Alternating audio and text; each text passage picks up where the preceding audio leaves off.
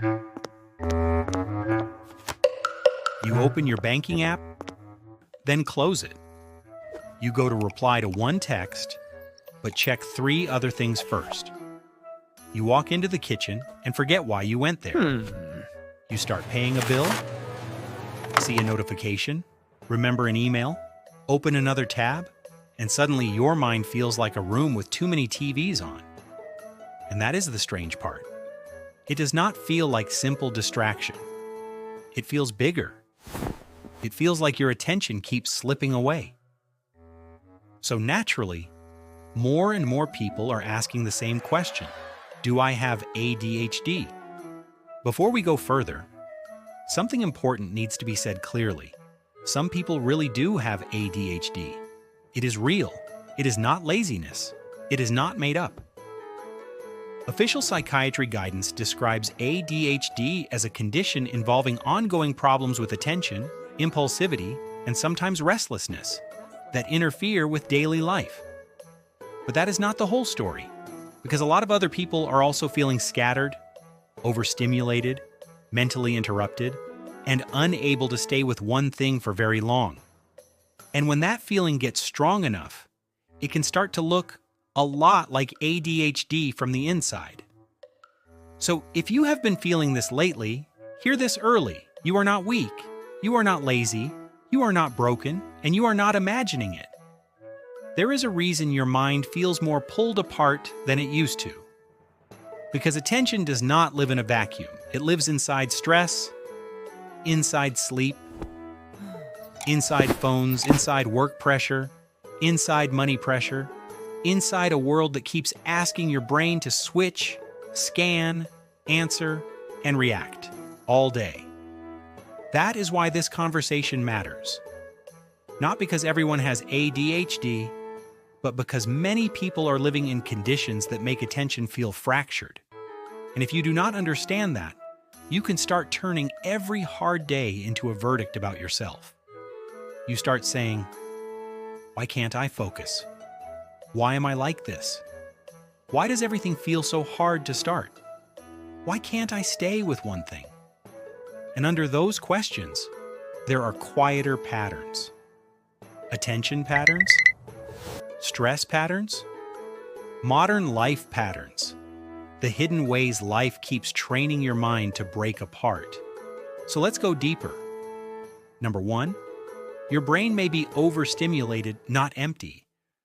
A lot of people think focus problems mean there is not enough discipline inside them, but many times the problem is the opposite. There is too much input, too much noise, too many tabs open, too many little demands. Your brain is not sitting in silence and refusing to focus. It is being pulled in 10 directions at once. One message, one bill, one unfinished task, one thing you forgot, one thing you still need to do, and suddenly, your attention is not resting anywhere. It is bouncing.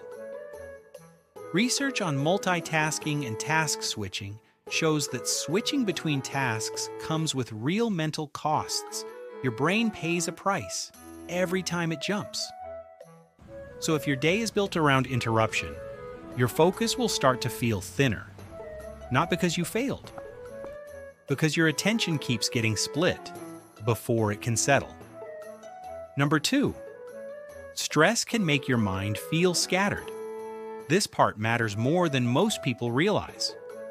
When stress stays high for too long, the brain becomes more defensive, more watchful, less flexible.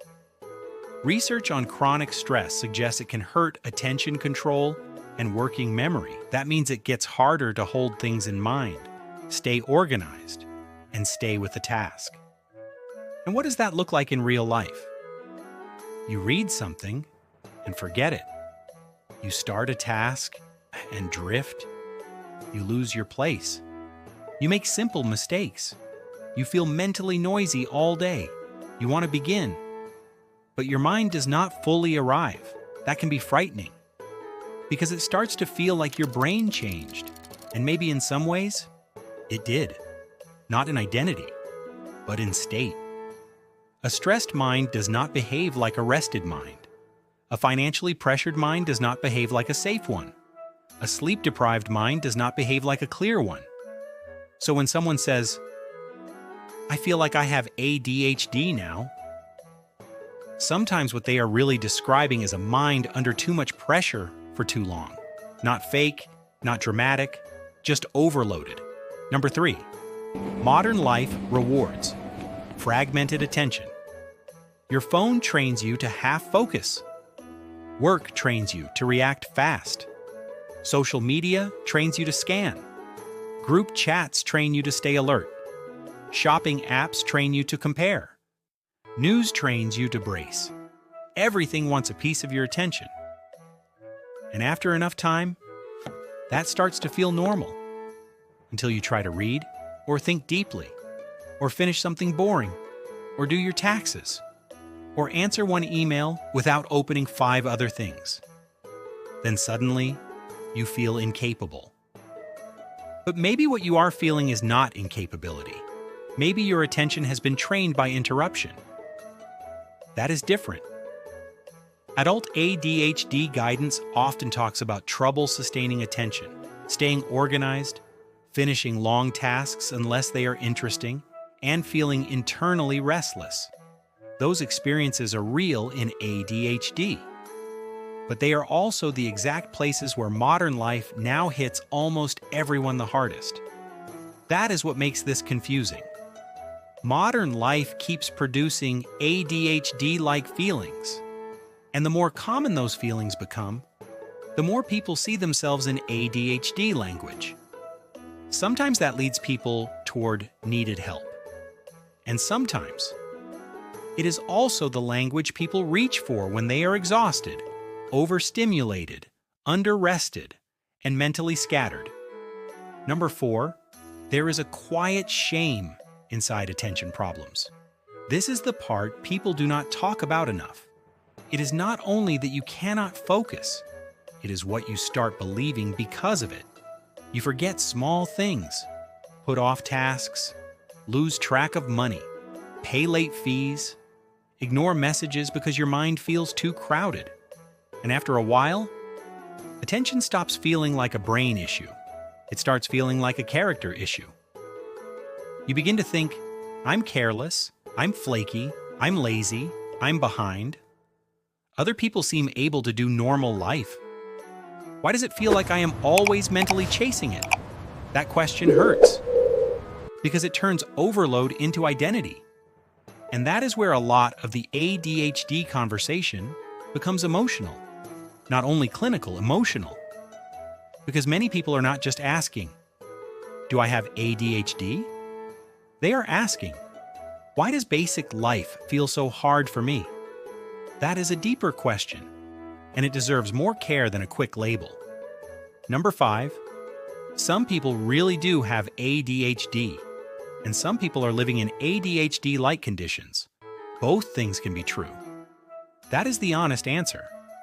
ADHD in adults can involve trouble managing attention, staying organized, finishing long tasks, restlessness, and problems that affect work, relationships, and daily life. And diagnosis is a real process, not something based on a few relatable clips. So this is not a video about dismissing ADHD. And it is not a video about telling everyone they have it. It is a video about understanding why the feeling has become so common. Because the conditions that hurt focus have become more common. Sleep problems, stress, money pressure, task switching, phone saturation, constant input. The mind was never designed to live in endless interruption. There is a basic human need underneath all of this and to land. To stay with one thing. To feel mentally inside your own life. And when that ability starts slipping, people notice. Of course they do. Because attention is not a small thing. Attention is how you hold your day together. Now there is one more layer here, a deeper one. There was a time when being distracted mostly meant you were distracted. Now it can make you feel defective. Because you are comparing your private mental mess to other people's edited smoothness. You see people online who seem sharp, organized, productive, clear. and you look at your own brain on a bad day and think something must be wrong with me. But what if part of the problem is this? You are judging a strained mind as if it were a healthy one.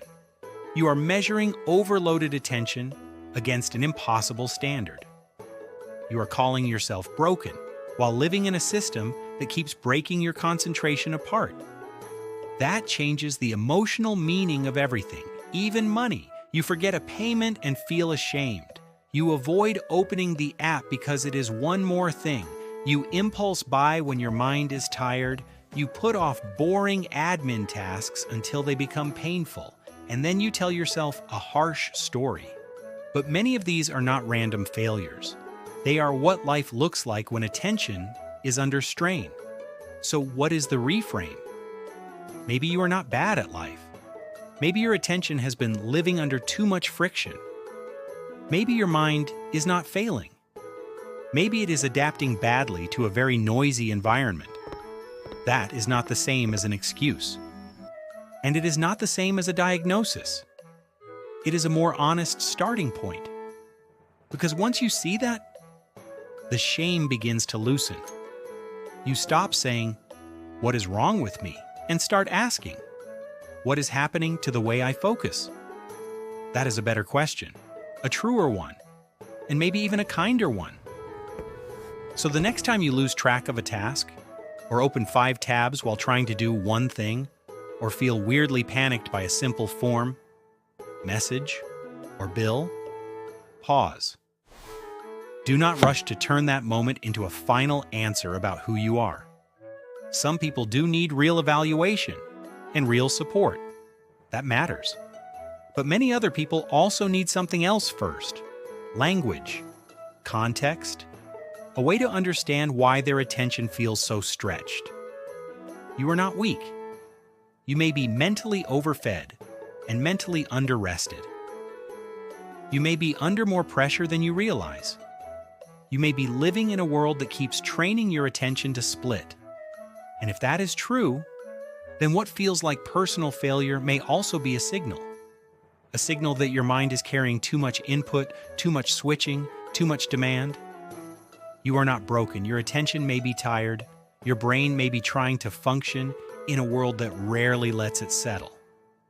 So here is the question to leave with tonight. Do you really have a broken mind? Or are you living in conditions that keep breaking your focus apart? And if that question stayed with you a little longer than expected, subscribe. This channel is for people who want to understand the deeper psychology underneath how they think, drift, react, spend, and try to hold modern life together.